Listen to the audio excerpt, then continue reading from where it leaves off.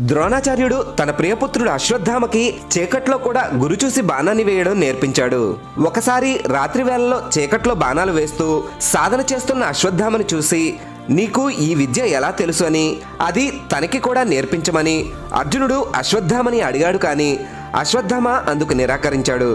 దాంతో అర్జునుడి ఏకాగ్రత గురించి తెలిసిన అశ్వత్థామ ఎట్టి పరిస్థితుల్లోనూ రాత్రి సమయంలో దీపాలు లేకుండా అర్జునుడికి భోజనం పెట్టొద్దని గురుకులంలో ఉన్న వంటవారిని అశ్వత్థామ హెచ్చరించడంతో వారు రాత్రి వేళలో దీపాలు లేనప్పుడు అర్జునుడికి భోజనం పెట్టేవారు కాదు. ఒకరోజు రాత్రి సమయంలో అర్జునుడు భోంచేస్తూ అశ్వత్థామ చీకట్లో కూడా గురి చూసి ఎలా కొట్టగలుగుతున్నాడని ఆలోచిస్తూ ఉండగా పెద్దగా గాలి వీచి ఒక్కసారిగా దీపాలన్నీ ఆరిపోయాయి. తింటున్నప్పుడు చీకట్లో కూడా అప్రయత్నంగానే తన చెయ్యి నోటి దగ్గరికి వెళ్లడం గమనించిన అర్జునుడికి ఏకాగ్రతతో సాధన చేస్తే చీకట్లో కూడా గురి చూసి బాణం వెయ్యొచ్చని అర్థమైంది.